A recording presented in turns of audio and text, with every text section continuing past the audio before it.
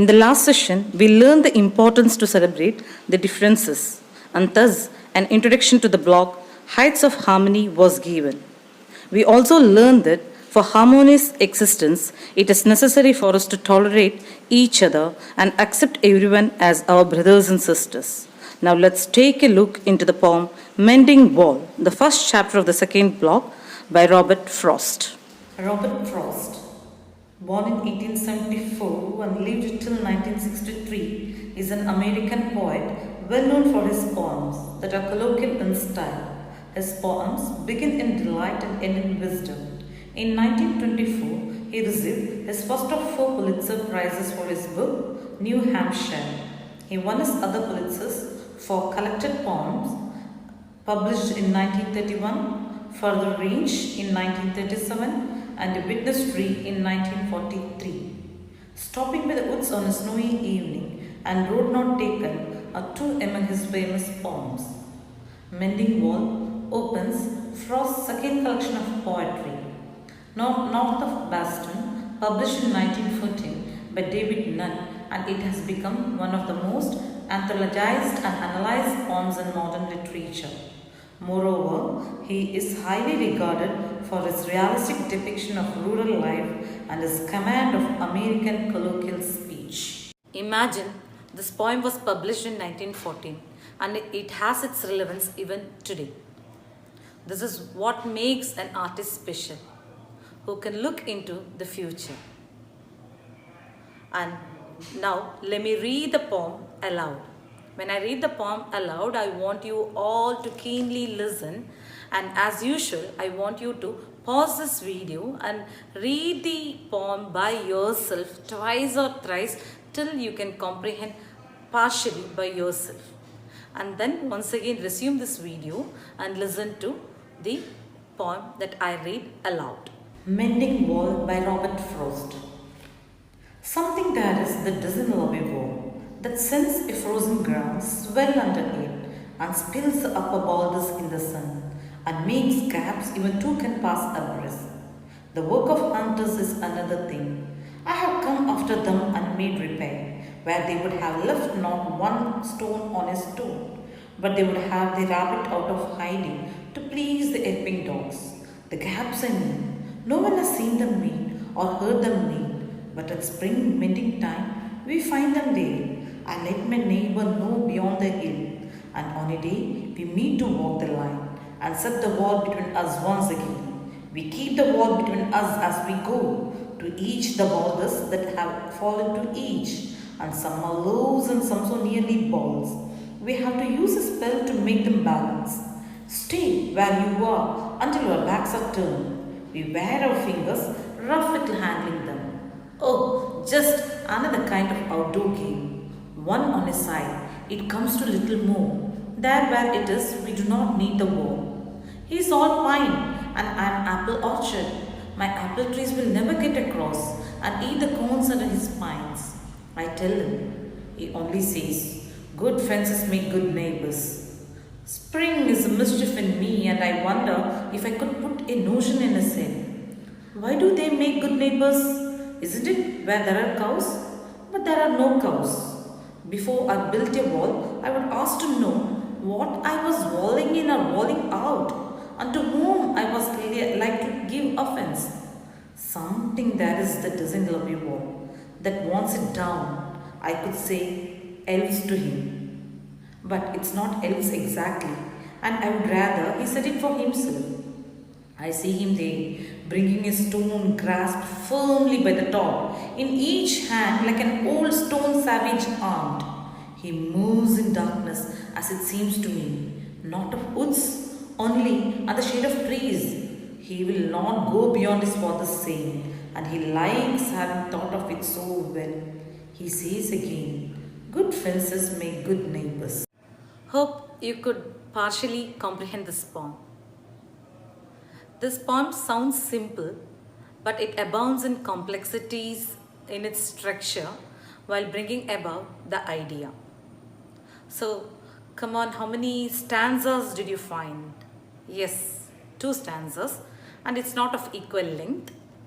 Then how many characters did you come across? Yes, Major characters that we come across is of course two. One is the narrator who's a speaker, and the other is friend or his neighbor. And what do we understand from the title, Mending Wall? Yes, mending means repairing, and wall, definitely it stands for obstacles and barriers. Now let's look into the poem, and the first poet opens the poem by telling that there is something in the nature that doesn't love a wall. He gives a series of reasons for this, indicating that nature doesn't love a wall. And what are they? Let's find an answer for this question and many more. So keenly observe and look carefully into the lines. Something is there that doesn't love a wall, that sends a frozen ground swell under it and spills of upper boulders in the sun and makes gap even two can pass abreast. Here, frozen ground means tremor or vibration that shakes the ground or earth. Boulders again means rock or stone used to make walls. So, one of the reasons that makes the narrator feel that nature doesn't like the wall is because there is a tremor, a shake that spills means to drop the upper boulders, the upper rocks, and which in turn makes gap so that even two can pass abreast. Abreast means at the same time or simultaneously. In short, after a shake, stone drops from the wall and a gap is seen. The work of hunters is another thing. I have come after them and made repair, where they would have left not one stone on a stone, but they would have the rabbit out of hiding to please the helping dogs. This is the next reason that the speaker finds for the nature not to love the wall. Frost says that the hunters pull the stones apart to help their helping dogs. A help is a loud cry of dogs. The stones are pulled to help the dogs to catch its prey, the rabbit, which hides in the gaps in the wall. The gaps, I mean, no one has seen them made or heard them made, but at spring mending time, we find them there. Every spring, the speaker seeks out his neighbor to repair the wall. The gaps seems to always appear mysteriously. Mysterious means unknown of its origin. No one has seen them made or heard them, but every year during springtime, he and his neighbor finds a gap ready to be mended. I let my neighbor know beyond the hill, and on a day we meet to walk the line and set the wall between us once again. Frost states that he informs his neighbor who lives beyond the hill regarding the repair of the wall. Somehow, we get a feeling that the narrator wanted to break his isolation. They fix a time to repair the wall. We can notice the eagerness of Frost, who looked forward to meeting his neighbor. The phrase, "the wall between us," is a beautiful way of narrating his idea against the wall. He perceives or senses that the wall is not to divide their lands, but them. The wall between us, that is the wall between them, a barrier in their friendship or their relationship. It takes a dramatic turn when the poet says we meet to walk the line and get the wall between us once again.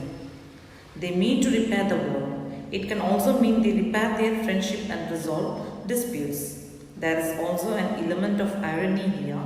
The wall, instead of separating them, brings them together. It is during this occasion of mending wall they meet each other. To each, the boulders that have fallen to each, and some are loose and some so nearly walls. We have already seen that boulders means massive stones or rocks used to build a wall. The boulders are of different sizes and weights.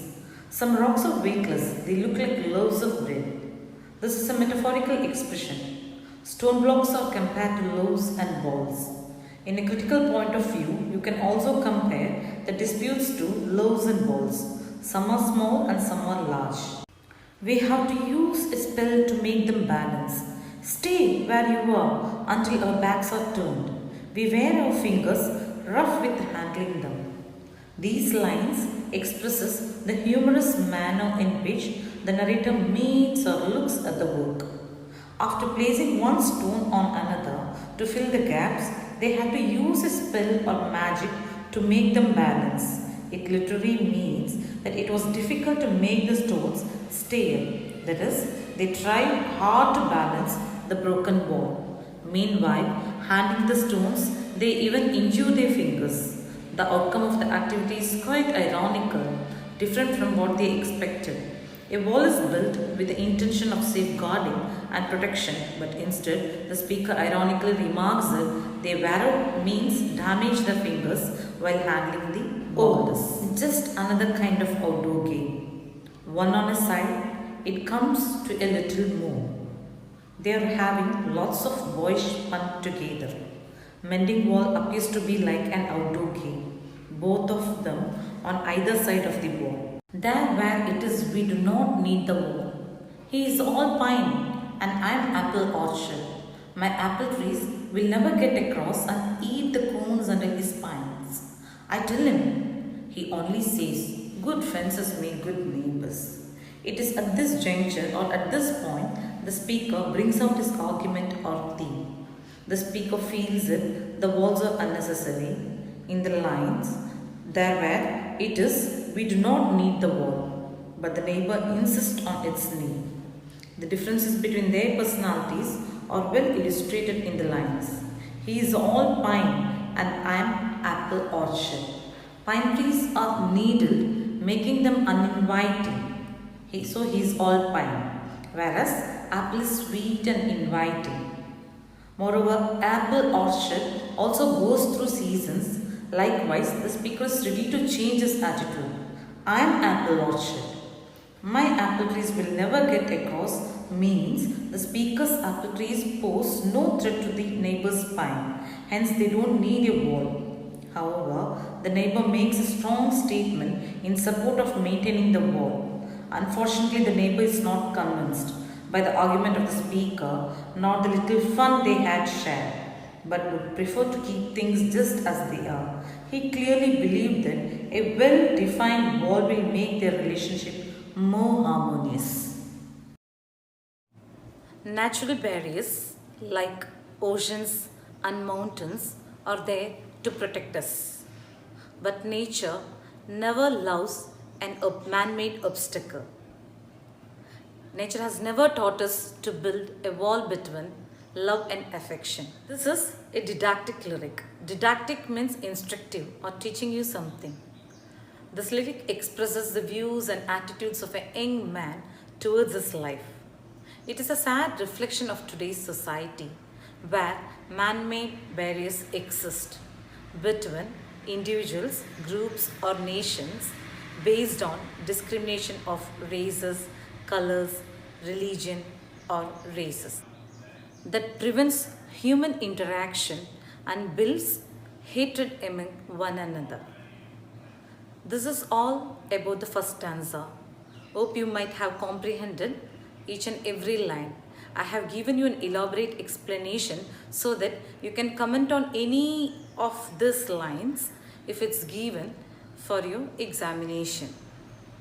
And such poems should definitely help us broaden our view of life.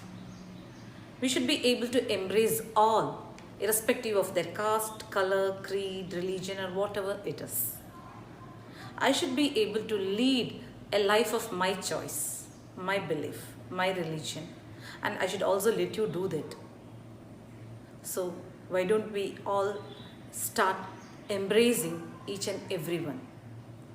Thank you. Stay home, stay safe.